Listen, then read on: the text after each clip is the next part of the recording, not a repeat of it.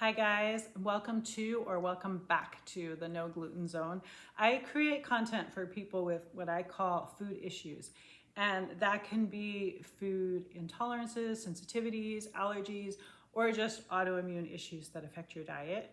Today I am going to talk about just that, an autoimmune issue that greatly affects your diet. So I was diagnosed in my late 30s with interstitial cystitis. It gets abbreviated as IC a lot.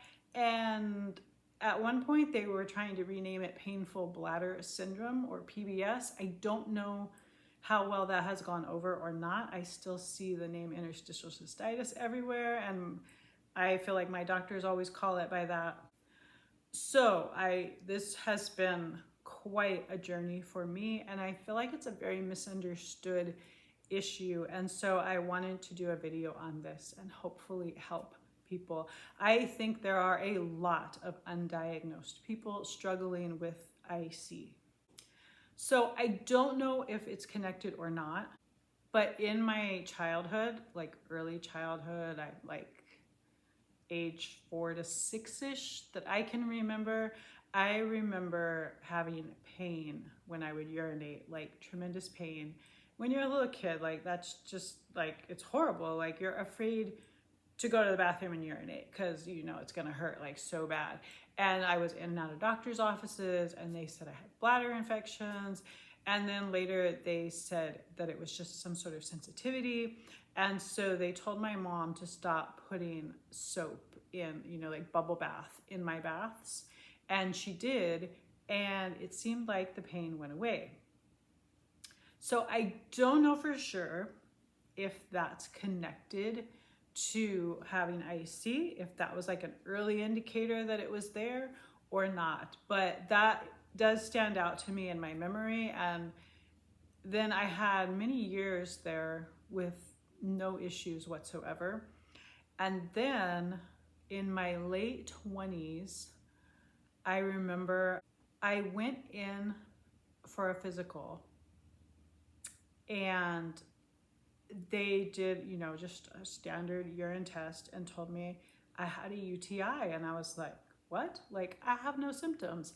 And they were like, oh yeah, that's very common. So I took the antibiotics and went on.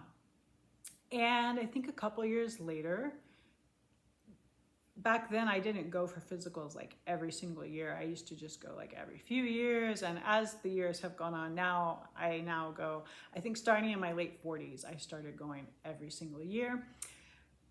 So then, yeah, a few years later, I went in for a physical and they told me the same thing, like, oh, you have a UTI. And I was like, really? Like, I said, so then I was kind of like, oh yeah, like I get UTIs, but like I'm asymptomatic UTIs, which was very strange to me, but I was like, okay.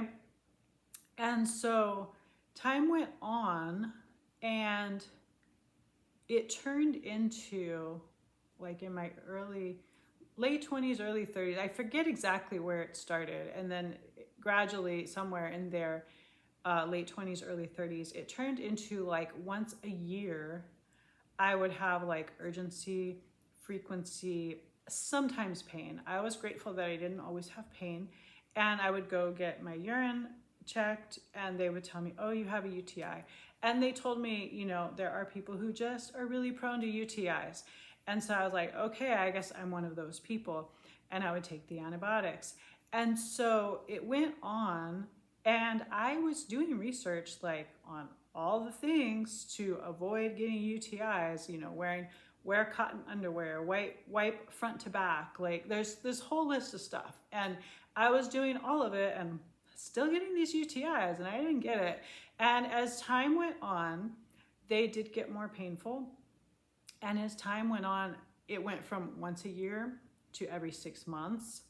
And then it went to, it closed in, like it was more and more frequent until in my late 30s, it was to the point, it was ridiculous. It was every single month I was at the doctor's office with this horrendous UTI, is what I was told. For a little while, we were stuck with Kaiser insurance, and that was an absolute nightmare. I'm in California. I don't know, I don't think Kaiser's in all states, but if you do have them and you're familiar, it was horrible because I was calling, and at this point I was like, something is not right.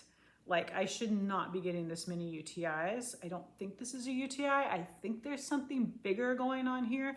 And no, with Kaiser, you just get interviewed on the phone, and well, you fit all the parameters for a UTI.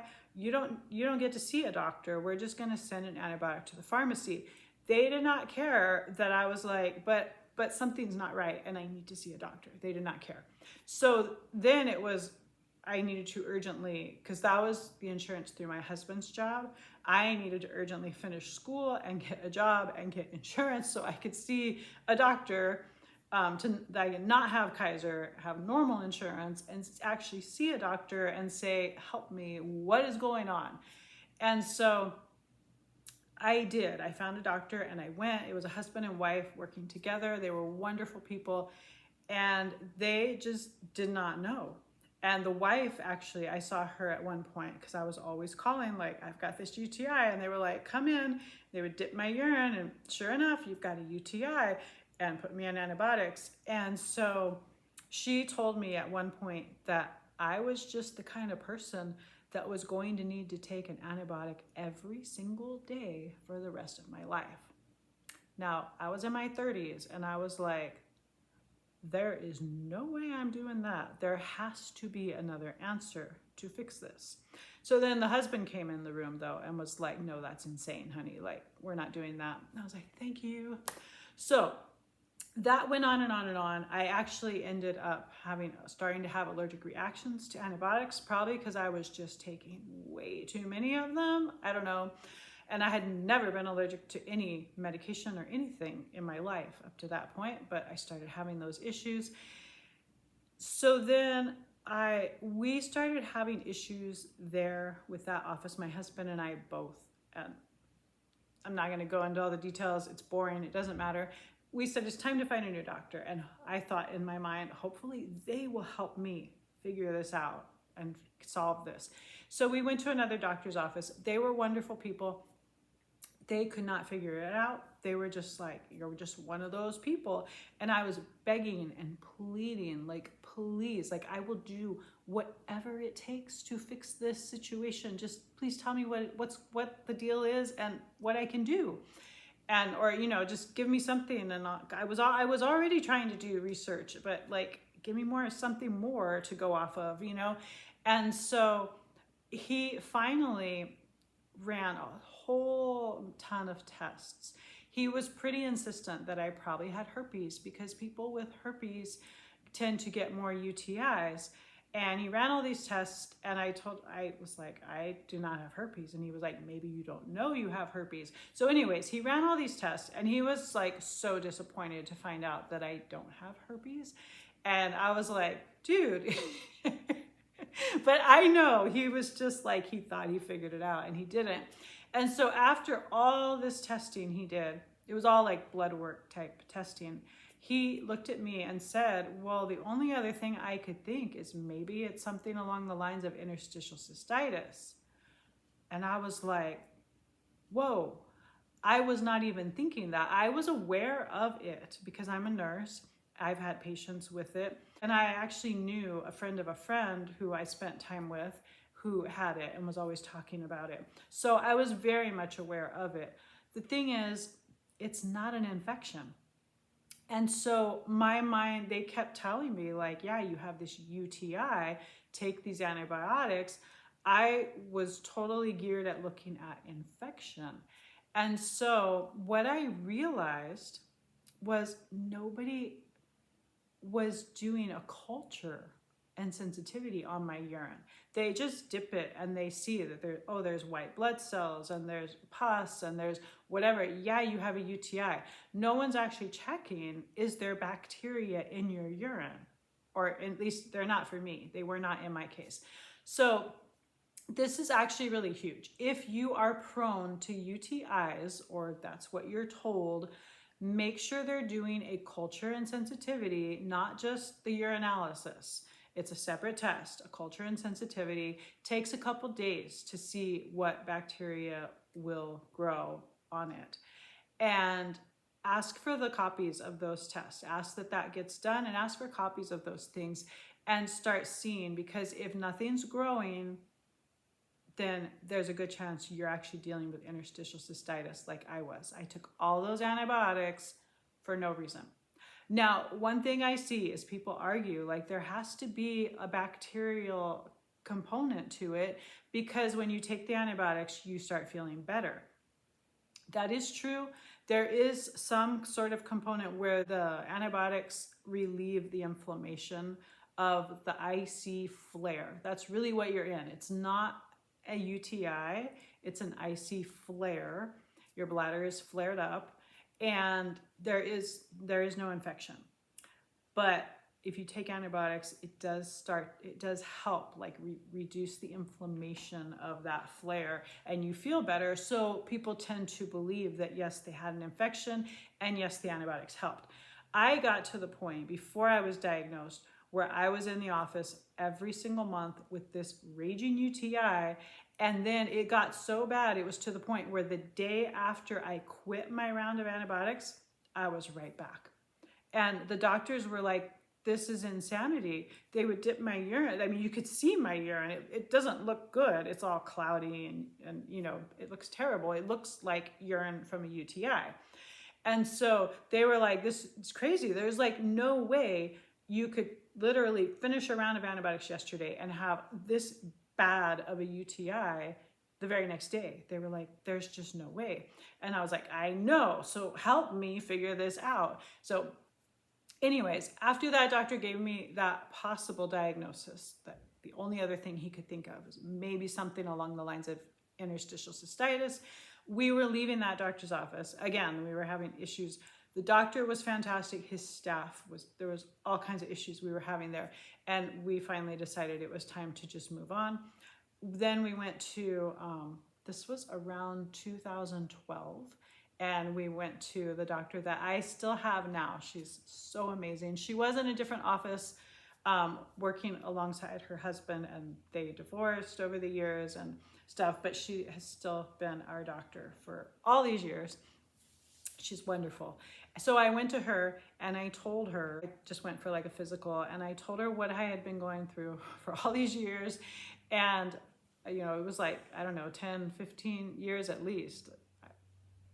I'm thinking, yeah, of suffering and tons of antibiotics. And then I told her what the doctor had said about interstitial cystitis.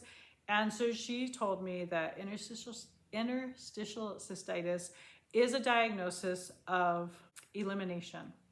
So you eliminate other possible issues, and then you're left with, well, it has to be this, because there's nothing else that it could be. There's really no definitive test to say like, yes, you have interstitial cystitis. You just rule out other things and say, yeah, it fits the profile and there's nothing else going on. So she did a lot of imaging as well as blood work to make sure there was, you know, kidneys, bladders, ureters, all of that was good. And it was. And then she said, yeah, it probably is. So then every time I was in pain, I would call and say, you know, and I would tell them I have interstitial cystitis. So I don't know if I'm in a flare or if I have a UTI, because I was really afraid of ignoring an actual infection and then like it could spread into your kidneys and all this stuff. So that was my fear. So I would go in, they would dip my urine and tell me, yes, you have a UTI. They'd send me with antibiotics. And I would come home and start taking them, and they would call me like 2 or 3 days later and tell me, nothing grew on your culture. You don't have an infection. Stop taking the antibiotics. So that was when I realized no one else had been doing cultures. This office was. And that's how it needs to be done. And so after like 2 or 3 times of this, I would then call. And I just quit starting the antibiotics in the first place, because I was like, I don't want to, you can't just be like taking them and stopping them and like, you know, you're going to end up having like antibiotic resistant stuff happening. So then I would call and tell them I'm in pain, I have interstitial cystitis, I don't know if I'm in a flare or have a UTI. I would go in and give them urine. They would tell me like, oh, you have a UTI, take these antibiotics. And I'd be like, okay. And I would wait. And then on day 3, they would call me and say, stop taking the antibiotics. And I'd be like, okay. And I had never even started, because I figured like, 3 days, starting them 3 days later isn't going to kill me, right? If that's the case. And I was pretty sure I wasn't going to need them. So then after several times of that, it got to the point where I knew I wasn't even having infections like ever. They were all just interstitial cystitis flares. So in the meantime, after I got the diagnosis, I was doing a lot of research and looking for answers. How do I best manage this? I knew, being a nurse, that a lot of it was through your diet. I would have patients, and the dietitians would always come in and interview the patients who were on an interstitial cystitis diet, because a trigger food varies for people. And I remember one time I even had a patient who tomatoes did not trigger her, whereas most people it does. And so I was very aware of the disease itself, and that it was controlled by diet primarily, and that triggers varied from person to person. I knew all of that. So I was doing research, but I wasn't getting out of pain. I wasn't feeling better. And so I got a book. I can't remember the name of it, and I don't seem to have it anymore. But it was about dealing with interstitial cystitis in a natural way, which is totally my vibe. That's what I like. If I can do it naturally, I want to. I am not opposed to modern medicine. It can do amazing things that we couldn't do in the past. But I think a lot of things can be done naturally, and that is my first choice if I can. So anyways, I had this book. I read this book. The author's story was that she got hit in the mouth with a baseball bat, and she had I think 15 or so mercury fillings in her mouth, and she believed that somehow they were loosened or something happened, and she had a mercury exposure in this moment, and that triggered things for her, including interstitial cystitis. So for her, it was all detox based. And so that's when I first started getting into detoxing, and it has helped me a lot. But I still was lacking help with this situation. I was trying to watch my diet. I was detoxing. And I was still suffering. I love chocolate. I eat some form of chocolate every single day, small amounts in moderation, but absolutely love. And so when I say that there were several years, I don't know, 5, maybe more years, that I could not have one bite of chocolate because it triggered my bladder so bad. I could take one bite and I could feel pain in my bladder. I'm not kidding. It was insane. And it drove me crazy because of how much I love chocolate. And so I wasn't getting anywhere. I wasn't seeing enough improvement. I was still suffering all the time. And I was tired of it. And so I was doing more research, and I found this book. It is Confident Choices. It's written by a registered dietitian, Julie Bayer. I'm not sure how you pronounce it. This book changed my life. I tell everyone that I see saying they have interstitial cystitis and they're suffering to get this book. This will help you with the diet aspect, which is the biggest thing you can do. So what this book did was it broke food down into 3 categories. There's the category of foods that cause problems for almost everybody with interstitial cystitis. Then there's a category of foods that don't cause problems for pretty much anyone with interstitial cystitis. And then there's a middle category, which is kind of they're usually okay, but not always.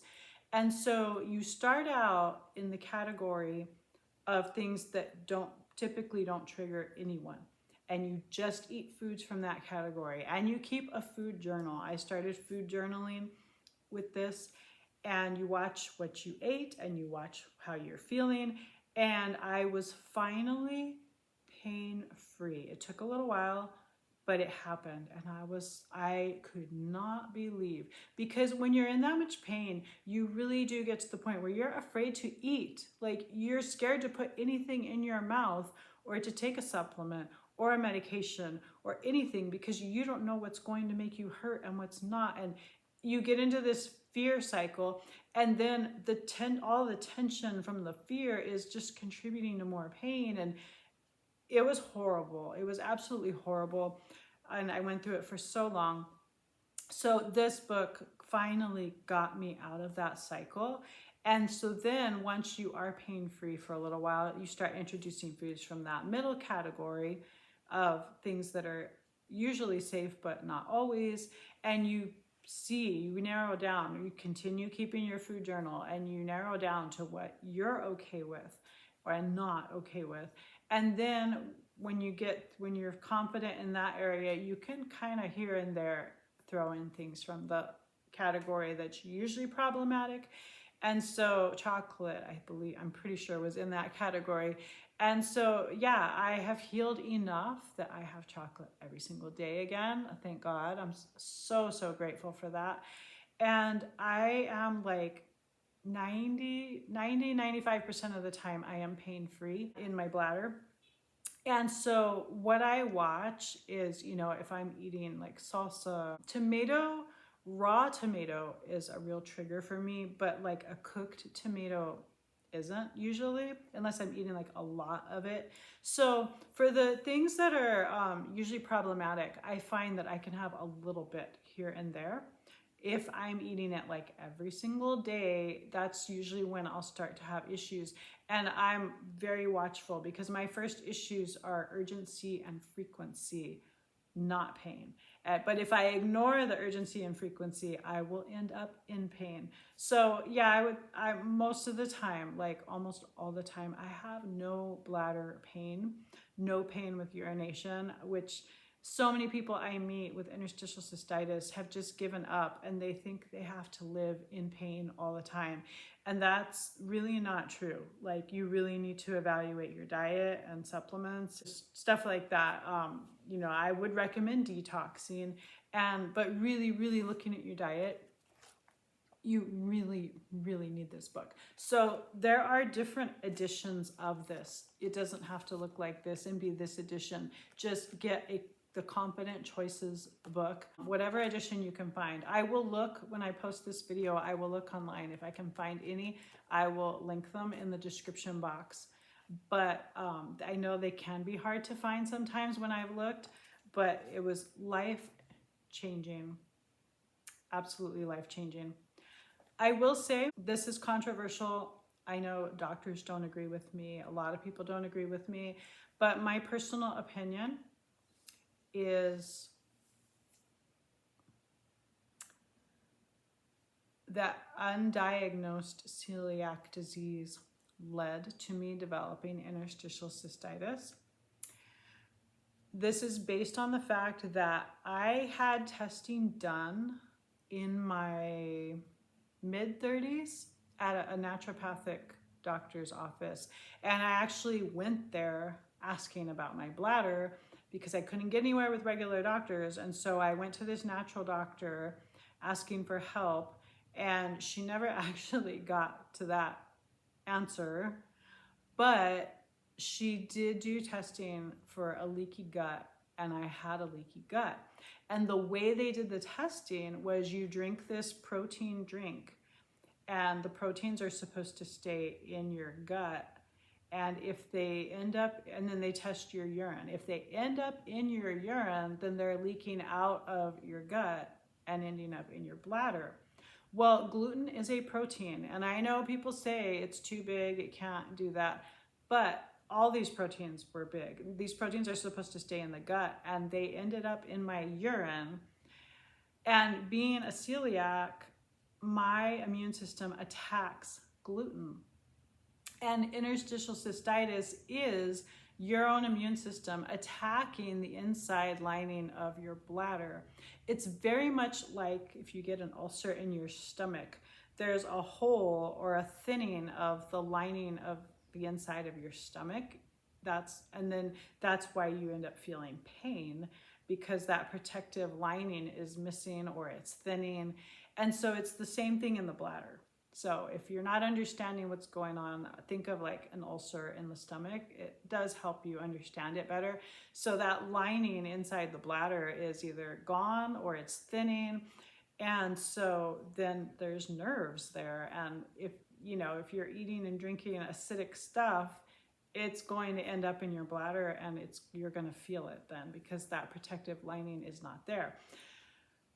So all of that to say, I totally believe that because of the leaky gut situation, gluten was ending up in my bladder, and being a celiac, my immune system was attacking it, and I believe that's how I got interstitial cystitis. I don't think that's the case for everyone. I think there are different causes for it, but for me, I do believe that. And it was in doing research on interstitial cystitis is what led me to find that I have celiac disease. It was a couple years after the diagnosis of IC, and doing all this research, I kept coming to gluten and celiac, and I did not think I had a problem there. I've always been a baker. I've always made stuff. I used to like buy bags of the Vital Wheat gluten, and I would add it into my breads that I made and stuff. I did not think I had an issue there at all. And finally, that book I read, the first one I read about the lady got hit in the mouth with the baseball bat, her motto, the one thing I really took away from that book, her motto was to leave no stone unturned. And it became my motto. And so I was digging and researching and thinking, not to ignore any clue or any lead. And so I had to pursue this gluten thing because it kept coming up in my research. And so I had to go to the doctor and ask, and I kind of had to fight and push to be tested for celiac. Nobody wanted to do that. And so I finally got someone who was willing, and I was 100% positive for celiac on the blood work and on the scope biopsy.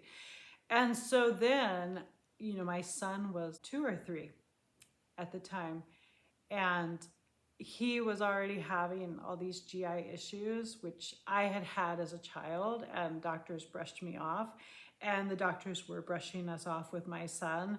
And so I was like, as soon as I got the diagnosis, I was like, wait, is this genetic? Could my son have this? And they were like, yes, this is autoimmune and genetic. And I was like, I want my son tested.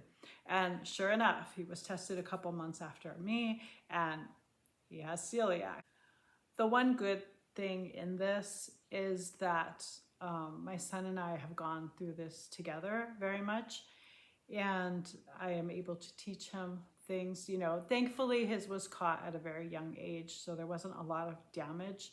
I have had to deal with a lot of long-term damage for not being diagnosed until I was 40 with celiac, not the IC. So anyways, it has been a journey, but I have come so far, and I want to give hope to people who have interstitial cystitis, because so many people I meet think that they just have to live in pain, they just have to suffer, and it doesn't have to be that way.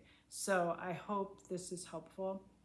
If you have enjoyed any of my content, please consider subscribing to my channel. I'm really trying to raise my number of subscribers. I have a lot more followers on Instagram than I do on YouTube, and YouTube's more my place and my thing, and it would mean more to me to have the subscribers here than on Instagram. But I'd appreciate thumbs up and a subscribe, and please share this with anyone you know who has interstitial cystitis. Have a great day, guys. God bless you.